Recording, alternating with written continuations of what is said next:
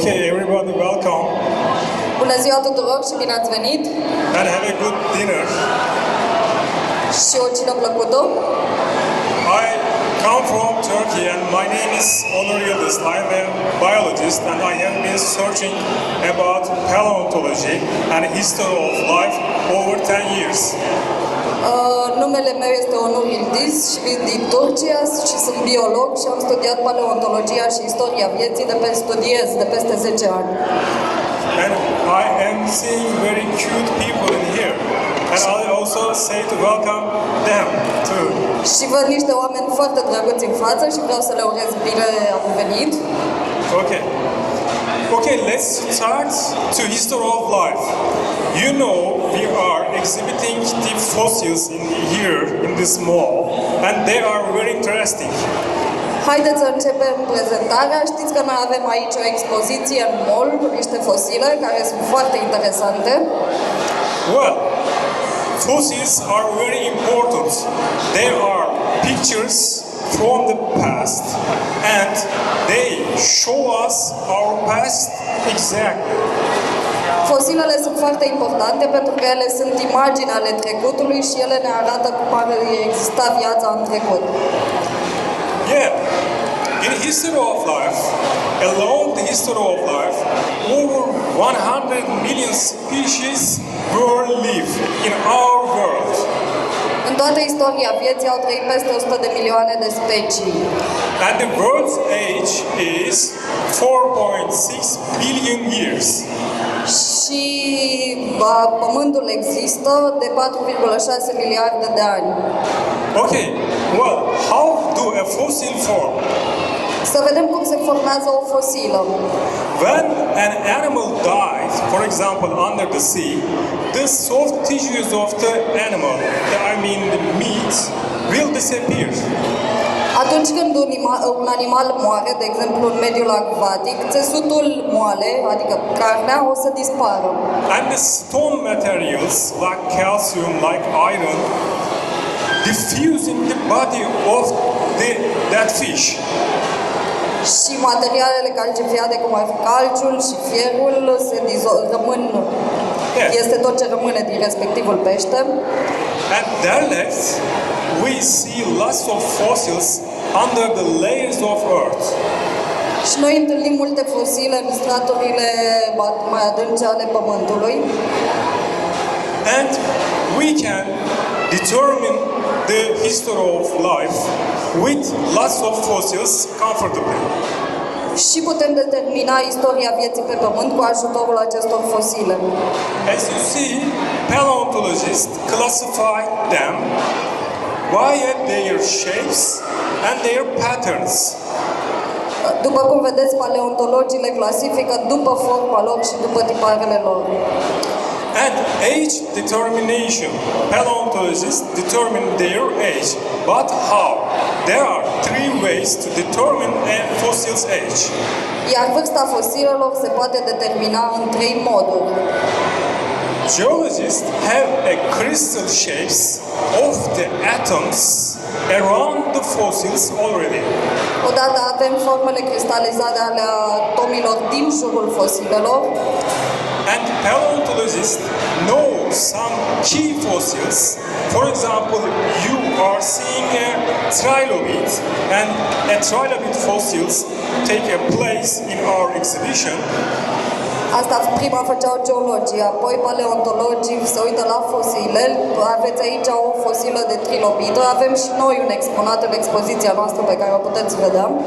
And the last way is we can determine the age with the nuclear methods. Apoi putem să determinăm vârsta prin elementele radioactive. And lots of fossils. Fossils are everywhere. Billions of fossils under the ground. And in the museums and some fossil diggings, some universities has lots of millions of fossils. I mean 460 million fossils in the museums and in some institutes already now. Există foarte multe fosile în lume, sunt peste 460 de milioane de fosile deja descoperite care se pot întâlni în muzee, universități sau alte instituții. So we have enough fossils. Deci avem suficiente fosile. Now, let's start the history of life. Acum să vorbim despre istoria vieții. The first creature, first species, appeared on the earth 3.6 billion years ago. This is a bacteria, a one-cellular organism. Prima specie care a apărut pe Pământ a apărut acum 3,6 miliarde de ani și era o bacterie, un organism unicelular. And this is the picture, the first species of the world. Left side. Și aici, în stânga, aveți imaginea acestui prim organism care a apărut pe Pământ. Left side, you are looking at the 3.5 billion years ago. It looks like a time travel. You are looking to 3.5 billion years ago. Și în partea stângă, după cum spuneam, aveți imaginea acestui organism. Este ca o călătorie în timp, acum 3,5 miliarde de ani. And right side, you are looking the present time. Same bacteria, and we can compare them.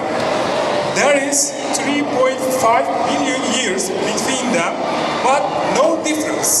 Și în partea dreaptă aveți un exemplar din zilele noastre și deși există o diferență între ele de 3,5 miliarde de ani, nu se observă nicio schimbare. Okay, what is your name? Cum te cheamă? Video? And your body has over trillions of cells. Organismul tău are trilioane de celule. But this bacteria, only one cell. Dar această bacterie nu are decât o celulă. And I will explain you, we are all our life to this bacteria. We are all our life to this bacteria. Și o să vă explic de ce datorăm noi viața noastră acestei bacterii. And the other bacteria are the same age, same where.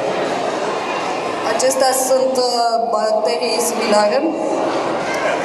And some features, some abilities this bacteria has, and one of them is photosynthesis. And these are very details, but I don't want to share the details. It's complicated, but if you ask me, I will tell the details. Și această bacterie este capabilă de fotosinteză. Acestea sunt detalii, nu aș vrea să intru prea mult în ele, dar dacă mă întrebați dumneavoastră, o să vă răspund dacă vreți să aflați cât mai multe detalii. We should know only one thing, it is enough. This bacteria, the first species on the world, most complex members of the bacterial community throughout the world. This is the only one thing. Trebuie însă să rețineți un lucru și anume că această bacterie, care a fost prima specie care a apărut pe Pământ, este unul din cele mai complexe organisme din întreaga familie de bacterii care există. They are already, in the present time, they are living their life. Until 545 million years ago. Și există multe organisme care trăiesc astăzi pe Pământ, care au început să trăiască încă de acum 545 de milioane de ani. 545 million years ago, the huge happened occurred in the history of our life. Acum 545 de milioane de ani a avut loc un eveniment extraordinar în istoria vieții pe Pământ. 545 million years ago, all living beings, almost all living beings appeared suddenly in a very, very short time. And paleontologists call that happened explosion. Acum 545 de milioane de ani, foarte multe specii au apărut brusc într-o foarte scurtă perioadă de timp. Și paleontologii numesc această perioadă explozia cambriană. And this important event took place some of the most famous scientific magazines, for example Science, said that Cambrian explosion, sudden appearance. About Cambrian explosion. This article is about Cambrian explosion. This is the very important event. Aici aveți un articol dintr-o revistă de specialitate foarte importantă care menționează această explozie cambriană și cum a avut ea loc. And this trilobite from Cambrian explosion 500 million years ago, this trilobite has two very complex eyes. Acest exemplar de trilobit, care este vechi de peste 500 de milioane de ani, 545 de milioane de ani, are doi ochi foarte complexi. These eyes are very complex. For example, our eyes, one left side, one right side. Acești ochi sunt foarte complexi. Noi, de exemplu, avem un ochi stâng și un ochi drept. We have two eyes. Avem doi ochi. But trilobites, the first multicellular organism, has 3,000 lens, one side, 3,000 lens, right side. Dar acest organism complex, primul organism multicelular, are 3000 de ochi stângi și 3000 de ochi drepți. And it looks like very high complexity. Asta înseamnă o complexitate foarte mare. 3,000 and 3,000, totally 6,000 cameras this creature has. 3000 cu 3000 înseamnă 6000 de lentile pe care le are acest organism. It is similar to our, at the present time, insects' eyes. Și acești ochi sunt similari ochilor insectelor din zilele noastre. And these eyes consist of a type of rock. Și acești ochi consistă într-un tip de rocă. Stone, like rock or stone. Its eyes consist of rock or stone. And this stone called calcite mineral, and calcite is using today for the purify the laser light. As you see. Și există și minerale și asta se folosește pentru purificarea luminii solare, pentru filtrarea ei, după cum o să vedem. It's very interesting and very complex. Este o structură foarte interesantă și foarte complexă. And I'm continuing to history of life to pass to today. Și o să continuăm să parcurgem istoria vieții pe Pământ până în zilele noastre. On the Cambrian explosion, lots of animals emerged suddenly. În timpul exploziei cambriene au apărut multe animale. And 100 million years later, 27% of animals disappeared. Și apoi 100 de milioane de ani mai târziu au dispărut 27% din familiile de specii. And 360 million years ago, 19% of animals disappeared. Și acum 300 de milioane de ani, 19% din specii au dispărut. And 250 million years ago, a gigantic extinction occurred and almost 97% of animals throughout the world disappeared. Și acum 250 de milioane de ani a avut loc o extinție în masă când aproape 97% din specii au dispărut. And 200 million years ago, 23, and 65 million years ago, 23% of, including dinosaurs, disappeared the history of life. Și acum 200 de milioane au dispărut, 23% din animale și acum 60 de milioane de ani, 33% inclusiv dinozaurii. I want to share you to flying fish origin of flying fish. Aș vrea să vă povestesc un pic despre istoria peștilor zburători. Because these creatures show us very interesting ability, they can fly. Pentru că aceste creaturi au o abilitate specială și anume pot zbura. And they emerge suddenly 242 million years ago. Și au apărut brusc acum 242 de milioane de ani. And I I want to share you the highlights of the history of life. Și aș vrea să vă arăt și cele mai importante momente din istoria vieții. For example, first bird emerged at 165 million years ago. De exemplu, prima pasăre a apărut acum 165 de milioane de ani.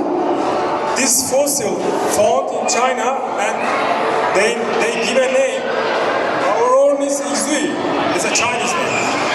Această fosilă a fost descoperită în China și a primit un nume chinezesc.